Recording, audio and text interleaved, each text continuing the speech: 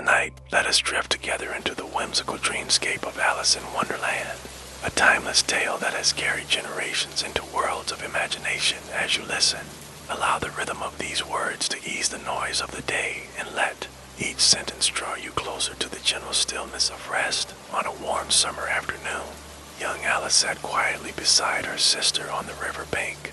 The air was heavy with heat, the hum of insects weaving through the silence, and Alice felt that peculiar weariness that comes when one has nothing to do from time to time. She leaned toward her sister's book, but it was filled only with lines of text, no pictures, no conversations, nothing to spark her lively imagination.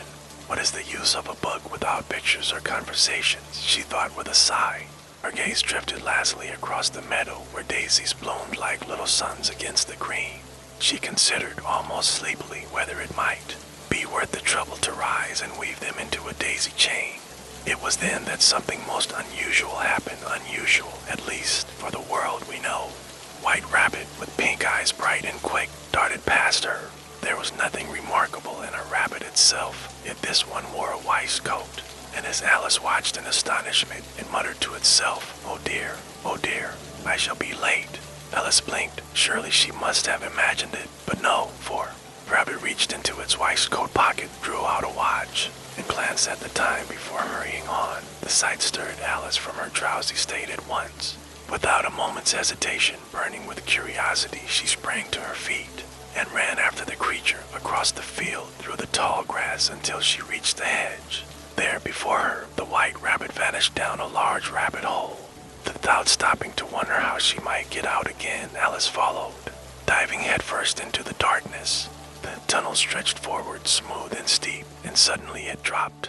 Alice was falling slowly, deeply, endlessly down a well so strange that she hardly had time to be afraid. Round her, cupboards and shelves seemed carved into the very walls, holding jars and books, maps and pictures that drifted past as she descended. She plucked one jar labeled orange marmalade, only to find it empty and carefully placed. It into another shelf as she continued her strange journey downward. Down she went. The fall so long that she began to wonder if it would ever end. She thought of her lessons in school, reciting aloud to herself as if to keep company in the dark. How many miles she must have fallen. Perhaps 4,000. Perhaps to the very center of the earth. She wondered aloud what latitude or longitude she might be in, though she scarcely knew what those words truly meant. Her thoughts wandered to curious places. What if she fell through to the other side of the world? Would the people there walk with their heads downward? And would they think her foolish if she curtsied as she tumbled past? The fall continued. Dreamlike and endless, her eyelids grew heavy, and soon she found herself murmuring about her beloved cat, Dinah. Would Dinah miss her at tea time? Would there be mice in this strange air for Dinah to chase, or even bats? Do cats eat bats? Do bats eat cats? She mused sleepily until the words tangled into a dreamy chant. At last, she began to doze, her mind drifting between thoughts and dreams until suddenly thump, Alice landed gently on a heap of dry leaves and sticks. The long fall was over, and though startled, she was unharmed. She rose at once, dusted herself off, and looked ahead into a long passage where the White Rabbit was still hurrying, muttering to himself about how late it was, without a moment to lose. Alice raced after him once more, her adventure just beginning. Alice hurried down the long passage, her footsteps echoing faintly in the silence. But the White Rabbit was already vanishing around a corner. "Oh, my ears and whiskers, how late it's getting," he exclaimed as he darted out of sight, breathless. Alice followed, but soon she found herself quite alone. She stood now in a great hall, low in height but stretching wide, its ceiling glittering with rows of hanging lamps that bathed the space in golden light. All around her were doors, dozens upon dozens of them, yet when she tried each one, to her disappointment every single door was locked. Her heart sank a little as she reached the end of the hall. With no way out, she walked slowly back through the hall, her little shoes clicking softly on the tiled floor. It was then that her eyes fell upon something curious, a small 3-legged table, made entirely of glass, standing alone in the very center of the room. Upon it lay nothing but a tiny golden key. Her spirits lifted with hope. Surely this must open one of the doors, she thought. She tried it in every lock she could reach, but alas, each was either far too large or the key far too small. She sighed, setting the key gently back upon on her second walk around the hall. However, she noticed something she had missed before, a little curtain barely reaching the floor. She pulled it aside, and there, hidden behind, it was a small door no more than 15 inches high. With trembling hands, she placed the golden key into its lock, and to her delight, it turned smoothly. The little door swung open to reveal a narrow passage. Alice knelt down and peered through. At the other end lay the loveliest garden she had ever seen. Bright beds of flowers glowed with colors more vivid than paint. Fountains sparkled with clear water, and cool breezes seemed to drift from that hidden paradise. Her heart ached with longing to step inside, to wander freely among the blossoms, and hear the water's gentle music, but the door was far too small. She pressed her head against it and found she could not even squeeze her shoulder through. "What good is it?" she whispered to herself sadly, "if I can only look and not go?" And she sat back on her heels, resting her chin in her hands. "Oh, how I wish I could fold myself up like a telescope," she thought. "If only I knew how to begin." Alice returned to the glass table, half hoping to find another key or at least a book of instructions on folding oneself smaller. To her surprise, this time the table held something new, a small bottle, with a label tied neatly around its neck. In bold, inviting letters, it read, "Drink me." Alice stood before the little glass bottle, its words shimmering on the label, "Drink me." The message was so direct, so tempting, that she felt both curious and cautious. She tapped the bottle lightly with her fingertip, as though to test if it were real. "It looks inviting," she murmured, "but I must be careful." For Alice was a thoughtful child, and she remembered stories warning of children who had met unhappy ends because they ignored simple rules. She recalled lessons from her books. If something is marked poison, you must never drink it. She turned the bottle round and round in her hands, searching carefully, but nowhere did it bear such a mark. Satisfied at last, she raised it to her lips and tasted it. To her delight, the flavor was extraordinary, like nothing she had ever known before, and yet familiar in so many ways. It was a marvelous mixture, the tartness of cherry pie, the creamy sweetness of custard, the tropical burst of pineapple, the savor of roast turkey, the golden taste of hot buttered toast, and even a whisper of rich toffee. Each sip was like a journey through a banquet of flavors, each one blending seamlessly into the next. Finding it delicious, Alice drank the bottle down to the very last drop. Almost immediately, a curious sensation swept through her. It was as though her body were folding in upon itself gently and evenly, as if she were indeed becoming a telescope. She glanced at her hands, and to her astonishment, the floor seemed suddenly closer than before. "Must be shrinking," she exclaimed softly, though there was no one to hear her. The room seemed to grow larger and larger round her, as though the hall itself were stretching into a vast cathedral. The glass table, which had once seemed small, now towered above her like a giant monument. Soon she was no more than 10 inches high, but far from being frightened. Alice's face lit up with joy. "Why, this is perfect," she cried. "Now, I can go through the little door into the garden." She clapped her tiny hands together and hurried to the door. Then, just as quickly, her heart fell, for in her excitement she had left the golden key on top of the glass table.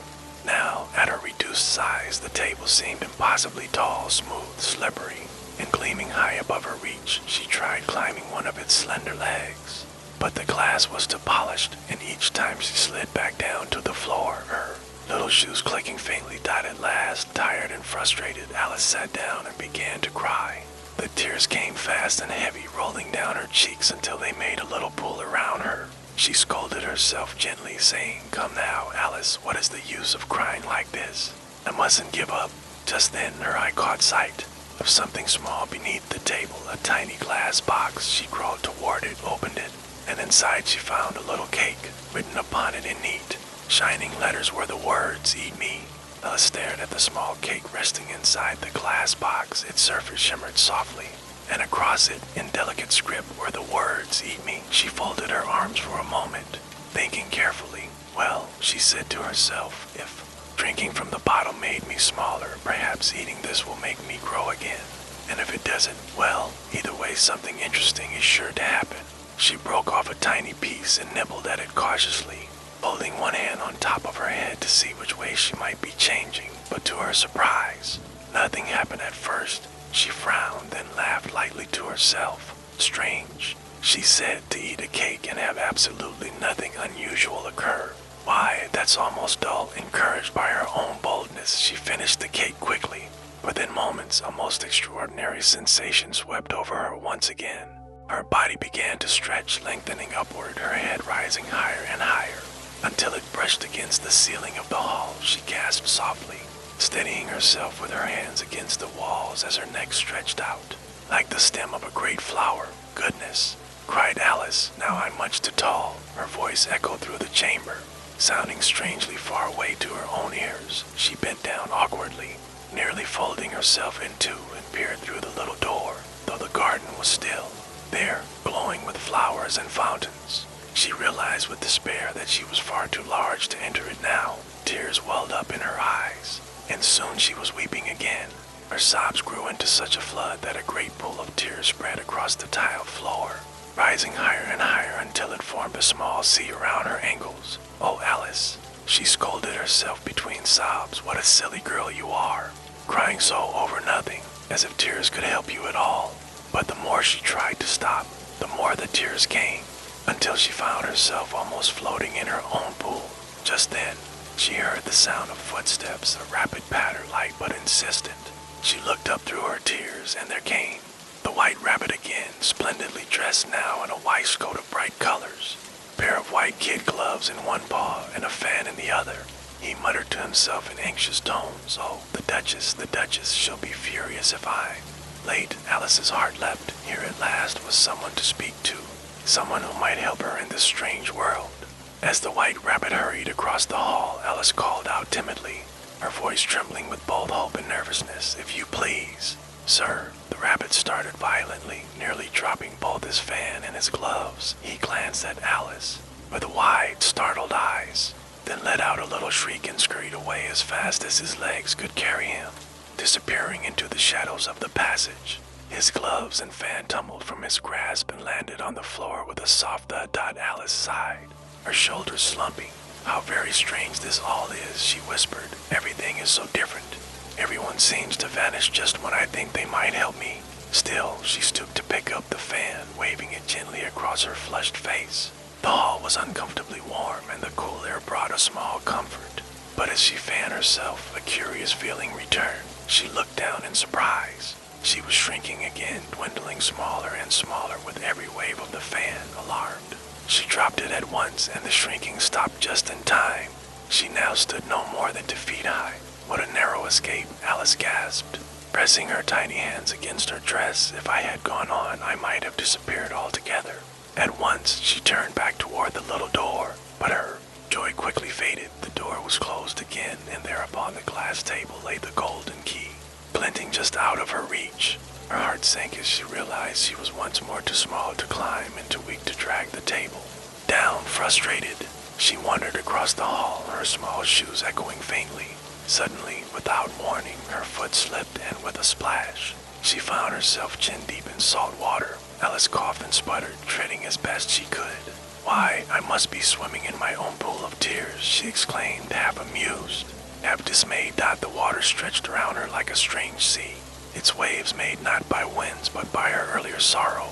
She paddled forward, determined to keep afloat, though the strangeness of it all made her laugh even through her unease. "I shall be punished," she thought wryly, "by being drowned in the very tears I cried myself."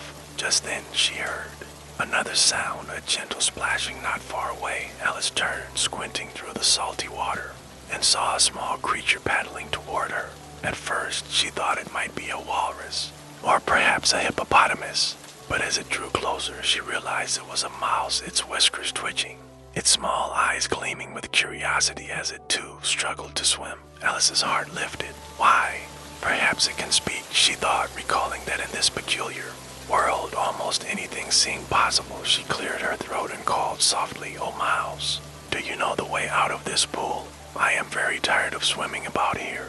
The mouse turned its little head toward her, blinking as if considering her words. For the first time since her fall, Alice felt a glimmer of companionship in this strange and wondrous place. The little mouse blinked at Alice, its wet fur clinging tightly to its small frame. For a long moment it said nothing, only flicking its whiskers as if deciding whether or not to answer. Alice felt a flutter of nervousness. Perhaps, she thought, it doesn't understand English. But surely in a place like this, even a mouse can speak. Remembering her lessons, Alice tried again. This time with a phrase she had once seen in her brother's Latin grammar book. "Oh, mouse," she called more slowly and carefully. "Mouse, over a mouse to a mouse," she faltered, realizing how strange it sounded when spoken aloud. The mouse only twitched its ears and continued swimming, but Alice was determined not to give up. Maybe it speaks French, she thought brightly, recalling her school lessons. And so she tried again, in her best French accent. "Oh, estate, ma chat, where is my cat?" The reaction was immediate. The poor mouse gave a sudden leap in the water, its tiny body quivering with fright. "Oh dear," cried Alice, horrified at her mistake. "I beg your pardon. I quite forgot how much you must dislike cats, dislike them." The mouse squeaked at last, its voice shrill with passion. "Would you like cats if you were me?" Its tiny body trembled. Its tail lashed like a whip against the surface of the pool. Alice's heart melted with sympathy. She spoke gently, trying to soothe him. "No, indeed, perhaps not. Please don't be angry. I only meant, oh, I wish I could show you Dinah. She's my cat, you see. She's ever so dear and gentle, always purring by the fire, licking her paws, washing her face. And she's such a clever one." Catching mice, but here Alice stopped abruptly, realizing with horror what she had just said. The mouse's eyes flashed, its body bristling from head to tail. "Catching mice," it cried. "Such nasty, low, vulgar creatures are cats. Never speak of them again in my hearing." Alice waved her hands quickly, sending little ripples across the pool. "No more. We won't speak of cats again if you'd rather not. Perhaps you like dogs." The mouse's face went pale at once, and without a word, it began swimming furiously away from her, sending splashes high into the salty air. Alice called after it, her voice plaintive. "Mouse, dear, do come back again. I won't talk of cats or dogs either, if you don't like them." The mouse hesitated, slowing its frantic strokes, and at last turned back to her, its little nose twitching with unease. "To the shore," it said in a trembling voice. "Come to the shore, and then I shall tell you my history. Then you will understand why I hate cats and dogs." Alice nodded eagerly, her heart beating with relief. She began paddling alongside him, the water cool around her tiny arms. As they moved forward, she noticed more creatures had fallen into the pool. A duck, a dodo, parrot and eagle, and several other curious animals, all wet and bedraggled. They joined the strange procession, splashing clumsily toward the shore. Alice looked around at this odd company and could not help but laugh softly despite her exhaustion. Here she was in a pool of her very own tears, swimming alongside birds and beasts who argued and muttered to themselves as if it were the most ordinary thing in the world. This, she thought, is Wonderland indeed. At last, Alice and her strange company of creatures reached the shore. They climbed, dripping and shivering, onto the grassy bank. The birds shook out their feathers. The fur of the animals clung damply to the sides, and all looked thoroughly uncomfortable. The first question, naturally, was how to get dry again. They gathered in a circle, muttering to one another, until Alice found herself speaking quite familiarly with them, as though she had known them all her life. It was astonishing how quickly Wonderland blurred the lines between what was possible and what was strange. A parrot with bedraggled wings argued loudly with a young eagle about the best way to warm up, while a duck scolded them both. The mouse, who seemed to have a certain authority, stood tall in the middle of the group, though his whiskers drooped from dampness. "Sit down, all of you, and listen," he squeaked in a tone of importance. "I will soon make you dry." They obeyed at once, settling into a large ring, their wet bodies pressed close together. Alice hugged her knees to her chest, shivering slightly, but hopeful. The mouse cleared his throat and began. "The driest thing I know is history. William the Conqueror, whose cause was favored by the Pope, was soon submitted to by the English." Alice tried her best to listen politely, but the story rambled on in a voice as solemn as a schoolmaster's, full of names and details that seemed to stretch on without end. The parrot interrupted once or twice with little squawks, and the eagle yawned broadly, but the mouse scolded them into silence. Alice felt no drier than before. In fact, her damp hair still clung coldly to her neck, and she gave a little sigh of impatience. At last, the dodo, who had been watching the mouse with a thoughtful air, rose suddenly to his feet. "This is nonsense," he declared. "The best way to dry off is with a caucus race." "A caucus race," Alice repeated, blinking. had never heard of such a thing. Why, the best way to explain it, said the dodo with dignity, is to do it. And so, he scratched out a rough circle on the ground. Though he explained that the exact shape didn't matter at all, then he placed all the party along the course. There was no 1, 2, 3 to begin with. Everyone simply started running when they pleased and stopped when they pleased. The result was a most curious spectacle, a duck waddling after a dodo, an eagle flapping its still damp wings, Alice herself running in her tiny shoes with her hair streaming behind her, all in a sort of muddled circle with no beginning and no end. For half an hour they dashed and stumbled about until they were all quite dry, or at least as dry as could be managed. Finally, the dodo raised his wing in triumph. "The race is over," he cried. They gathered around him, panting and curious. "But who has won?" everyone demanded in chorus. The dodo thought deeply, his wing pressed to his brow in a pose that reminded Alice of the portraits of Shakespeare. At last, he announced gravely, "Everybody has won, and all must have prizes." Alice looked from face to face, bewildered.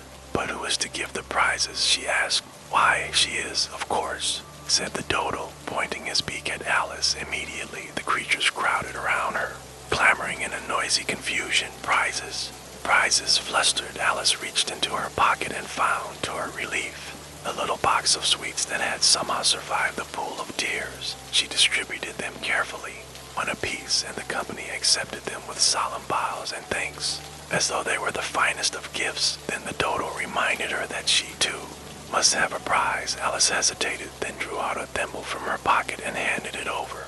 The dodo received it with grave ceremony, turned and presented it back to her. "We beg your acceptance of this elegant thimble," he proclaimed, and all the creatures clapped their damp little paws and wings in delight.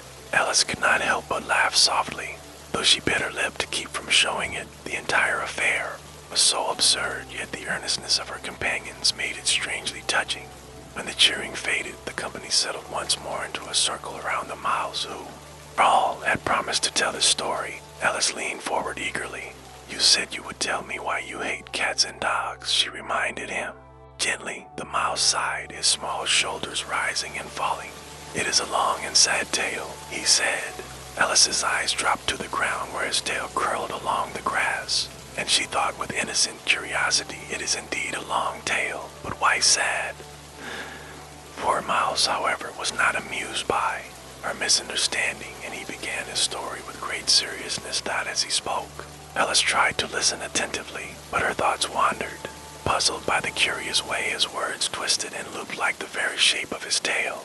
The tale was full of strange quarrels and judgments, of a cunning creature named Fury who wished to put the mouse on trial, and of unfair sentences passed without jury or justice. The words tumbled out in a rhythm both melancholy and absurd, and Alice found herself struggling to follow the thread dot at last. The mouse stopped abruptly and snapped, "You are not paying attention." His little eyes flashed with irritation. "Oh, I beg your pardon," Alice said quickly, coloring with embarrassment. "I thought you had got to the fifth bend of your tail." "I had not," cried the mouse sharply, his whiskers quivering with anger, "and you insult me with your nonsense." Before Alice could soothe him, the mouse turned away in a huff, its tiny paws pattering swiftly across the ground. "Oh, do come back," Alice pleaded, rising to her feet. "Please, finish your story." The other creatures joined in, calling after him in chorus, "Yes, please do." But the mouse only shook his head furiously and quickened his pace until he vanished into the distance. Alice sighed, sinking back down onto the grass. "What a pity," she murmured. "I did not mean to offend him. He is so easily hurt." At that moment, an old crab who had been lingering nearby clacked his claws together and said solemnly to his young daughter, "Let this be a lesson to you, my dear. Never lose your temper." "Hold your tongue, Ma," the young crab retorted crossly. "You're enough to try the patience of an oyster." Alice barely heard them. Her mind turning to her beloved Dinah, she spoke aloud wistfully. If only Dinah were here, she would fetch the mouse back in no time. She's the cleverest cat in the world, you know. At these words, a hush fell over the group. The birds shivered uneasily, and one by one they began to drift away. The magpie wrapped its feathers tightly and muttered something about the night air. A canary called softly to its children, "Come along, my dears, it is high time you were in bed." Even the parrot, who had been so talkative before, spread its wings and flew off into the trees. Within moments, the bank was nearly empty. Alice, left alone, felt her heart sink. "I wish I hadn't mentioned Dinah," she whispered. "Nobody seems to like her down here, and yet she's the best of cats. Oh, Dinah, my dear, shall I ever see you again?" Her voice broke and her eyes filled with tears once more. Just then, the faint patter of footsteps reached her ears, and she looked up eagerly, half hoping the mouse had changed his mind. Instead, she saw the white rabbit returning, trotting quickly along, muttering to himself, the Duchess, she will have me executed for sure, if I have kept her waiting."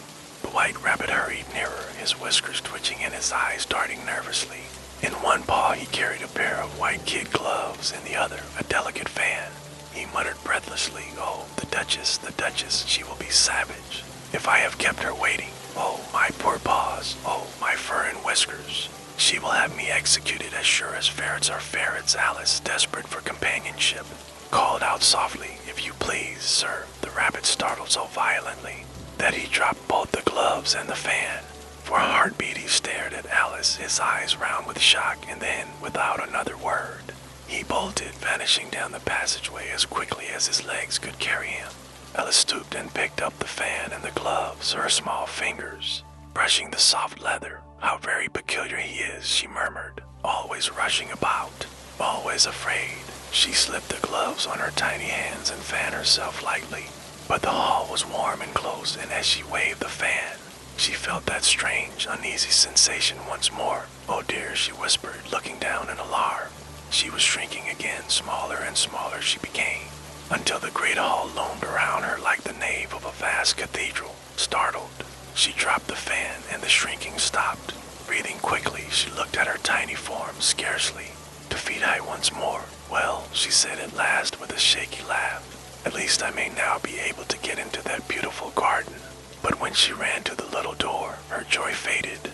The golden key still lay atop the high glass table, glittering just out of reach. Alice stood on tiptoe, stretching her arms upward. But the table was impossibly tall. She tried climbing one of its legs, but the glass was slippery, and each attempt ended with her sliding back down. Breathless and frustrated, "Oh, what am I to do now?" she sighed, her eyes filling again with tears. She leaned against the wall in despair, and then splash! Her foot slipped, and she tumbled into a pool of salty water that reached up to her chin. She coughed and flailed, trying to stay afloat. At first she thought she had fallen into the sea itself, but then she realized the truth with a little gasp of dismay. "Why, I must be swimming in my own pool of tears. How silly I was to cry so much, and now I may very well be drowned in them." She paddled bravely, though her arms grew tired. The water was vast and shimmering in the dim light of the hall, a strange ocean born entirely of her sorrow, and yet she could not help but laugh through her struggle at the absurdity of it. "Drowned in a pool of my own tears," she thought. "What a story that will be if ever I get home." As she swam, something moved nearby, sending ripples through the water. She turned quickly, her heart beating fast, and saw a small creature splashing clumsily toward her. First she thought it might be some great sea beast, but as it came closer, she saw it was only a mouse. Its whiskers twitched as it swam, and it glanced at her with cautious eyes. Alice's spirits lifted at once. "Perhaps he can tell me the way out," she thought, her voice echoing softly over the water as she called, "Oh, mouse, do you know the way to shore? I am ever so tired of swimming about in this pool." The mouse twitched its ears but said nothing, only continuing to paddle beside her. And so, together, they drifted upon the strange salty sea of her own making, 2 unlikely companions in the endless strangeness of Wonderland. The mouse swam beside Alice in silence, its little paws moving quickly through the salty water. Alice, still determined to make conversation, tried again. She spoke gently, hoping to coax him into answering. "Oh, mouse, do you know the way out of this pool? I am very tired of swimming about." The mouse twitched its whiskers, hesitated, and at last spoke in a squeaky but clear voice. "Perhaps," it said, "I can." Alice's eyes widened in delight. "Why, you can talk. How clever you must be. Please, won't you tell me your story?" The mouse gave a small sigh. "It is a long and sad tale," he replied gravely. Alice, glancing at the length of his tail curling through the water, giggled softly. "It is indeed a long tale," she said, "but why sad?" The mouse looked offended, splashing a little water with his paws. "Not that kind of tale," he said sharply. "My story. But if you wish to hear it, then follow me. Let us swim to the shore, and I shall tell you why I hate cats and dogs." Alice nodded eagerly, though she scolded herself silently for the silly mistake. They began to paddle side by side, and as they did, more creatures appeared around them. First came a duck quacking grumpily about the salt in its feathers, then a dodo flapping its wings with great dignity despite being half submerged.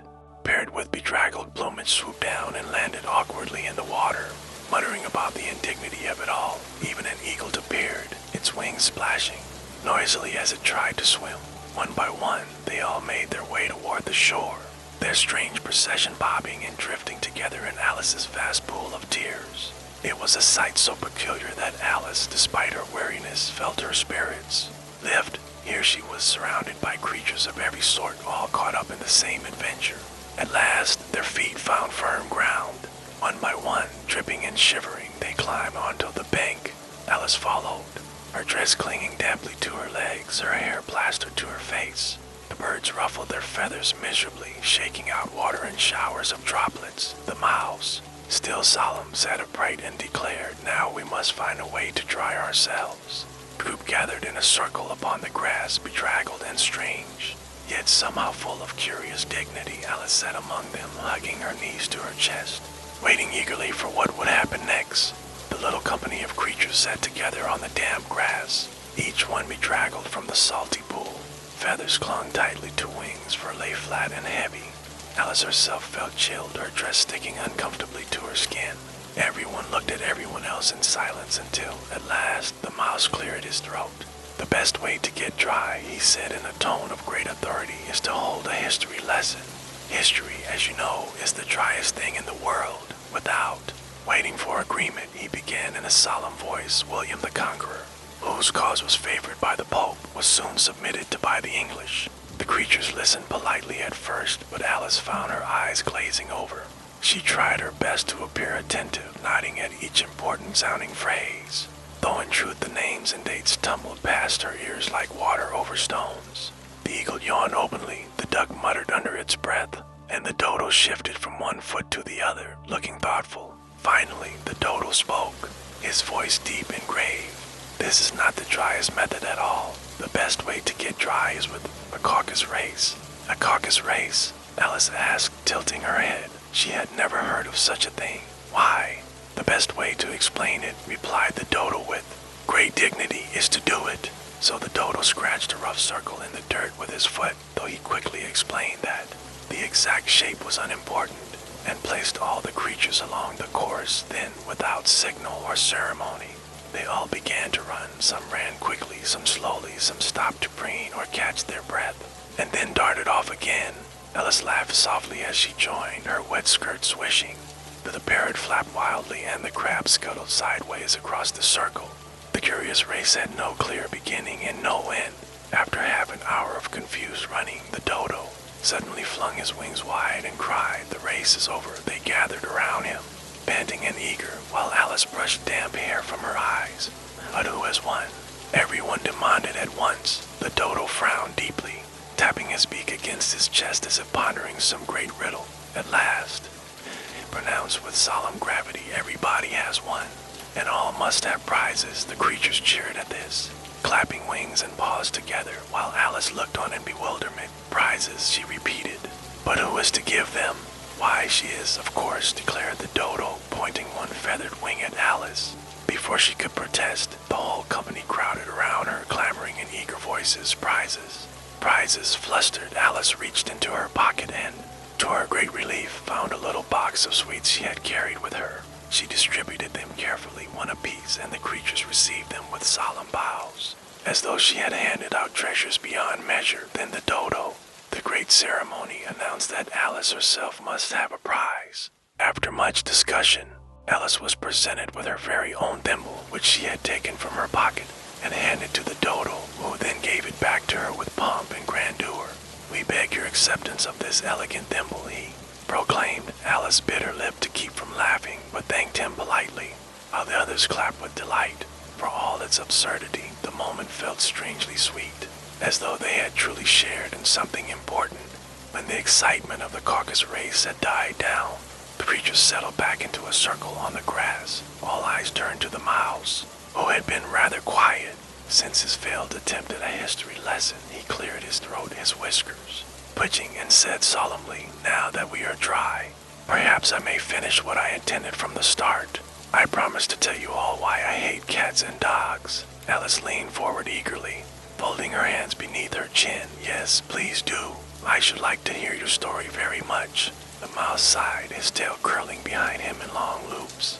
"On the grass, it is a long and sad tale," he said. Alice, gazing absent-mindedly at his tail as it stretched and twisted like a piece of ribbon, could not help but whisper aloud, "It is a long tale, to be sure, but why sad?" The mouse's small eyes flashed with irritation. "I speak of my tail, child." "Not my tail," he snapped, stamping one tiny paw. "Do you always interrupt so rudely?" Alice blushed scarlet, realizing her mistake. "I beg your pardon," she said quickly. "I meant no harm." With great dignity, the mouse began again. His voice grew dramatic as he told of a creature called Fury, who proposed to put the mouse on trial. A trial where the judge had already decided the verdict, and the sentence was fixed long before any word of defense could be spoken. His tail twisted and turned, as though it wound itself into the very shapes of his curling tail. It was a story full of injustice and gloom, and the mouse's voice trembled as he spoke, his words sharp with bitterness. Alice tried her best to follow, but the odd rhythm of the tale made her frown. She shifted on the grass, puzzled, until at last she ventured, "I don't quite understand. Is it meant to be a poem or a riddle?" The mouse's ears twitched with anger. "You are not paying attention," he cried. "You sit there thinking of nonsense while I bear my sorrows. Such ingratitude." Alice opened her mouth in protest, but before she could explain, the mouse gave a furious flick of his tail and turned away. With tiny but determined strides, he stalked off into the grass. "Please come back," Alice called after him. "I really did mean to listen." The other creatures added their voices, entreating him to stay, but the mouse only shook his head, muttering angrily, and vanished out of sight. Alice sighed, her shoulders drooping. "What a pity," she murmured. "I did so want to hear the rest of his story." An elderly crab, who had been watching quietly, clacked his claws together and said to his young daughter, "My dear, let this be a lesson to you. Never lose your temper." The young crab rolled her eyes and answered crossly, "Hold your tongue, Ma. You're enough to try the patience of an oyster." Alice hardly noticed them. Her thoughts had turned once again to her beloved Dinah. If only Dinah were here, she said dreamily. She would soon fetch the mouse back again. She's the cleverest cat, and so gentle, always purring by the fire and washing her pretty face. Oh, and she catches mice so easily. But at that, the company around her shuddered. The birds drew back in alarm, their feathers ruffling. The canary gathered her chicks quickly and said, "Come away, dears, it is high time you were in bed." The magpie muttered something about the chill of evening. One by one, they rose and hurried off until only Alice was left sitting on the empty grass. She sighed, pressing her cheek into her hand. "Why does nobody here like poor Dinah? She's the best cat in the world. Will I ever see her again?" Her eyes filled with tears once more, but before they could spill, she heard the patter of footsteps behind her. She turned, heart lifting with hope. Perhaps the mouse had relented, but no, it was the white rabbit once more, hurrying along with an air of desperation, muttering under his breath, "Oh, the Duchess, the Duchess. She will have me executed if I keep her waiting another moment." The white rabbit bustled toward Alice, his fur fluffed with panic, his eyes darting nervously from side to side. He seemed not to notice who she was at first, so intent was he upon his own dreadful thoughts. "Oh, my ears and whiskers," he cried, wringing his paws. "The Duchess will have me executed as surely as day follows night. Where can my gloves be? Where is my fan?" Alice, remembering the items she still held, rose quickly and offered them with a small curtsy. "If you please, sir, perhaps these." "What you are looking for?" The rabbit snatched them at once without so much as a thank you. Yet as his gaze fell more carefully upon her, he gave a sudden start, as though truly seeing her for the first time. His whiskers quivered and his voice, sharp with authority, rang out, "Marianne, what are you doing idling here? Run home this instant and fetch me a pair of gloves and a fan at once. Do not dawdle." or I shall have you punished, Alice blinked. In astonishment, Marianne, she echoed softly, but the rabbit had already turned his back upon her, muttering again about the Duchess and the lateness of the hour. Striding off as though certain she would obey, for a moment Alice stood rooted to the spot, her small form dwarfed by the vast and echoing hall. Then, almost despite herself, she began to giggle. The sound, light and musical, echoed against the stone walls. "Why, he has mistaken me for his housemaid," she whispered. "How very curious this world is, to be taken for Marianne, whoever she may be." Her laughter softened into a sigh as she sat once more upon the floor, folding her damp skirts beneath her. All around her, the hall shimmered with the strange glow of Wonderland, doors leading nowhere, tables that towered above, bottles and cakes that changed her very size. She pressed her hands together in her lap and whispered, "What will happen to me next? I wonder. Everything here is so very peculiar." Her eyes drifted toward the little golden door once more, the hidden garden beyond still waiting, still unreachable. She thought of Dinah, of her father, of the mouse and the dodo and the race where everybody won. Her heart swelled with wonder, confusion, and a trace of longing, yet even as her thoughts tangled, her eyelids grew heavy, lulled by the rhythm. Her own adventures died at last. Alice leaned back against the cool stone wall, the quiet hall surrounding her like a cradle. Her breaths deepened, her thoughts softened, and Wonderland seemed to shimmer like a dream within a dream. And so, the story of Alice's earliest adventures, of rabbits with watches, doors to small, bottles that shrink, cakes that grow, and races where everyone wins, came to rest for now like a lullaby at the edge of sleep. And now, dear listener, the tale comes to a gentle close. Alice's adventures in Wonderland pause for tonight, resting like a dream half remembered, waiting for another time to continue. You need not think of rabbit holes or curious creatures any longer. Simply allow the story to drift away like mist dissolving beneath the morning sun. Your mind may hold the soft images of Alice and her strange companions, but you no longer need to follow them. Let them fade gently as your own dreams begin to take their place. Breathe slowly in and out. Feel the weight of your body sinking deeper into comfort. Each breath carries you farther from the noise of the day, farther from the waking world, and closer to the quiet refuge of rest. Imagine yourself wrapped in warmth, safe and still, like Alice leaning back against the walls of that magical hall, calm, peaceful, and ready for sleep. The moon keeps watch above, the night holds you tenderly, and nothing more is required of you. Close your eyes now if you have not already, and let yourself drift. Rest well, dream gently, and surrender to the deep and healing quiet of sleep. Good night.